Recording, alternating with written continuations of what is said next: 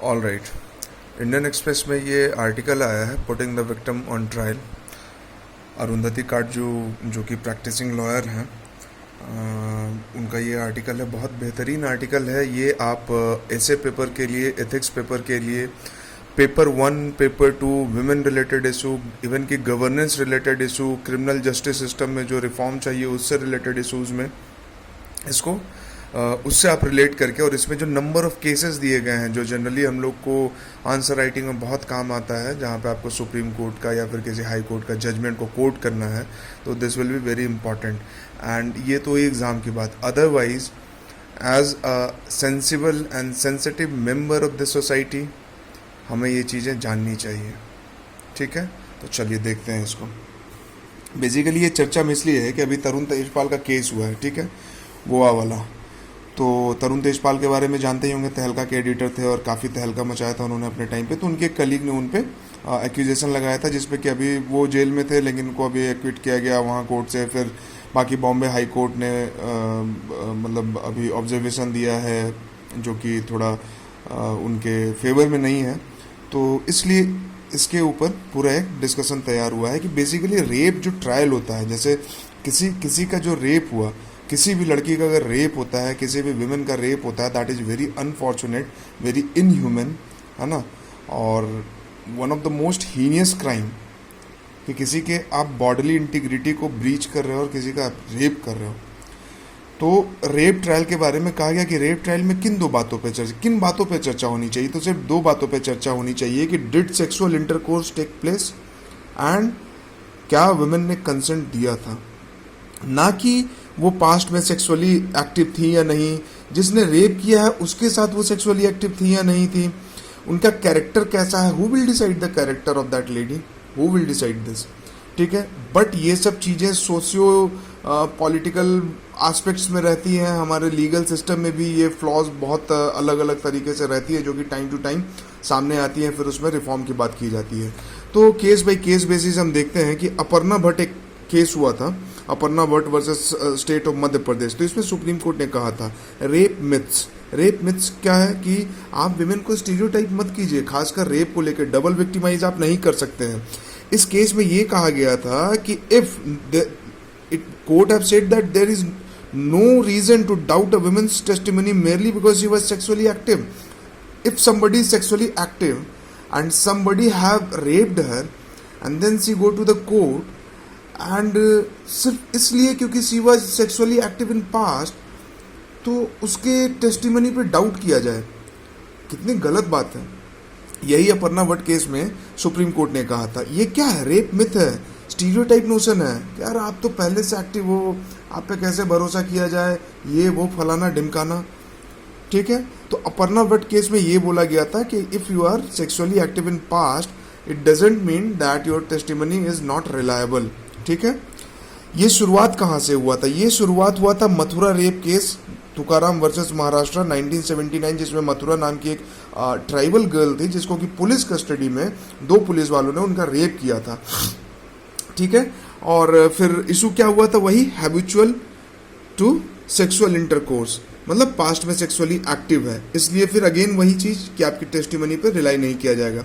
इसमें भी court again फिर ये तो शुरुआत था इस चीज़ का कि भाई इससे कोई फर्क नहीं पड़ता है, if consent is given then okay, consent नहीं दिया गया है तो other thing will not matter, ठीक है। फिर आगे एक और केस देखते हैं, पंजाब वर्सेस गुरमीत सिंह 1996 में हुआ था, ठीक है। तो इसमें सुप्रीम कोर्ट ने कहा था कि कोर्ट को किसी भी वुमेन के कैरेक्टर पे ऑब्जर्वेशन कोई रिमार्क देने के पहले 500 लाख 500 हज़ार 500 करोड़ बार सोचना चाहिए, ठीक है। Women who were sexually active could still refuse to consent. अगर मैं सेक्सुअली एक्टिव हूँ इसका मतलब ये थोड़े कि मेरा कंसेंट का राइट चला गया, कि मैं किसी को मना नहीं कर सकती, मैं किसी को बोल नहीं सकती, आप मुझ पर जबरदस्ती कर सकते हैं, मतलब ये कितना इलॉजिकल बात है। तो पंजाब वर्सेस गुरमीत सिंह 1996 केस में ये बात कही गई थी।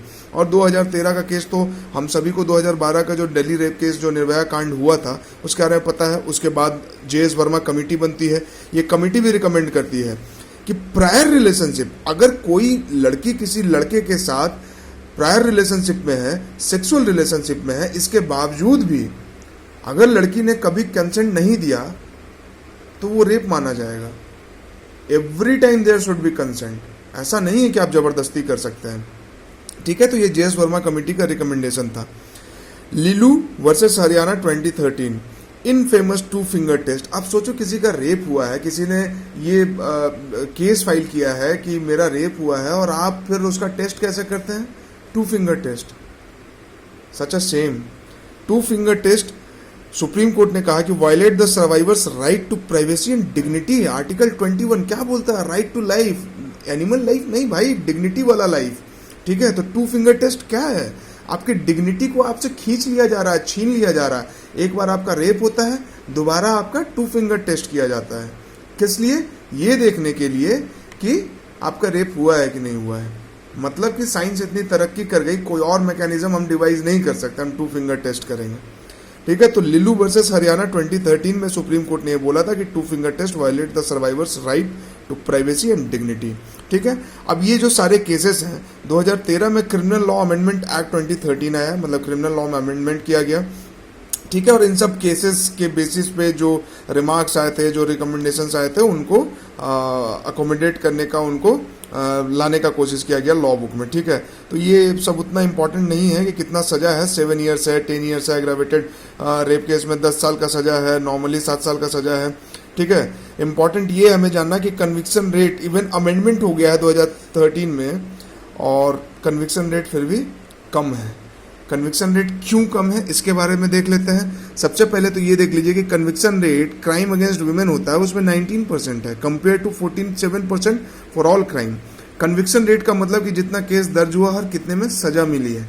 ठीक है, 100 केसेस में सिर्फ 19 में सजा मिली है, 19 केस सिद्ध हो पाया है, बाकी या तो खत्म हो गया, गलत हो गया, गवाह पलट गए, और बाकी सब हम लोग जानते हैं कि क्या होता है। ठीक है, तो कन्विक्शन रेट इतना कम है क्राइम अगेंस्ट वुमेन में। आप सोचो, जिस समाज में वुमेन को हम ठीक से प्रॉपर्टी राइट नहीं देते हैं, हम उनको पढ़ने नहीं देते हैं, हम उनको नौकरी नहीं करने देते हैं, पीरियड पे लीव देना चाहिए या नहीं देना चाहिए इस पर डिबेट होता है। ठीक है, उस समाज में उनके अगेंस्ट अगर कोई क्राइम होता है, तो आप सोच के देख लो कि कन्विक्शन रेट हाई रहेगा या लो रहेगा। जो भी खासकर ग्रामीण इलाके से आते हैं, तो अच्छे से हमें पता होता है कि भाई औरतों के लिए रेस्पेक्ट होती है, लेकिन जब राइट की बात आती है, वो राइट चाहे प्रॉपर्टी का हो, लीगल राइट हो, पॉलिटिकल राइट हो, अनलेस अनटिल के रिजर्वेशन न मिल जाए, तब तक पंचायत के चुनाव में नहीं खड़ा होते हैं। पंचायत के चुनाव में तभी खड़ा होता है जब वो सीट विमेन के लिए रिजर्व हो जाता है ना। तो ये तो स्थिति है हमारे समाज की, तो वहाँ कन्विक्शन रेट तो 20%, 19% रहना ही रहना है। ठीक है, इसका कारण एक और बताया गया कि कोर्ट एक्विटेड द एक्यूज्ड, क्यों? Found the survivors testimony was unreliable and did not inspire confidence in the case. ठीक है, इनकंसिस्टेंट स्टेटमेंट, ठीक है, सबूत जमा नहीं होना, स्टेटमेंट बार बार बदलना। बस स्टेटमेंट सिर्फ इसलिए थोड़े ना बदल जाता है कि आदमी पैसे खा के अपना स्टेटमेंट बदल रहा है। दबाव भी होता है, फैमिली का प्रेशर होता है, सोसाइटी का प्रेशर होता है, और भी बहुत तरह के प्रेशर्स होते हैं। ठीक है, जुडिशियल प्रोसेस अपने आप में इतना कॉस्टली है, बहुत सारी तरह की चीज़ें होती हैं, तो ये इनकन्सिस्टेंसी आनी ही आनी है। जुडिशरी, अगर आप समझो, जैसे अगर आप आज बिग बास्केट से, ग्रोफर से आप 1 क्लिक पे आप ऑर्डर कर लेते हो, सब कुछ हो जाता। अगर जुडिशरी ऐसा हो जाता तो आपको लगता है कि समाज में इतना क्राइम होता? लोग थाने जाने में डरते हैं, लोग कोर्ट जाने में डरते हैं। क्यों डरते हैं लोग? क्यों डरते हैं? हमें डर क्यों लगता है? हमें लगता है कि हमारे लिए वहाँ पे जगह कम है, वो महंगा है, हम अफोर्ड नहीं कर सकते हैं, हमें कमाना खाना है, हम गरीब लोग हैं, हम कमज़ोर लोग हैं, है ना। तभी तो नालसा का कंसेप्ट आया। तो ये चीज़ें हैं। तो रेप स्टीरियोटाइप जो है, उसके वजह से जो सेंटेंसिंग होती है, जो सज़ा मिलती है कोर्ट के तरफ से, जो चीज़ें तय की जाती हैं, उसमें काफ़ी कुछ चेंज आ जाता है। रेप किसने किया है? अननोन ने किया है, तो थोड़ा अलग माहौल बन जाता है। अगर कोई जान पहचान वाला एक्यूज्ड है तो अलग माहौल बन जाता है। ठीक है, तो ये पूरा एक डिस्कशन था जो बहुत ही अच्छा डिस्कशन है from the point of view of examination, और अवेयर्ड सिटीजन के नाते, एक सेंसिबल सिटीजन के नाते, और खासकर जब आप मेल हैं, तो ये हमारी और आपकी जिम्मेदारी है कि इन चीज़ों को समझें, लोगों को समझाएं।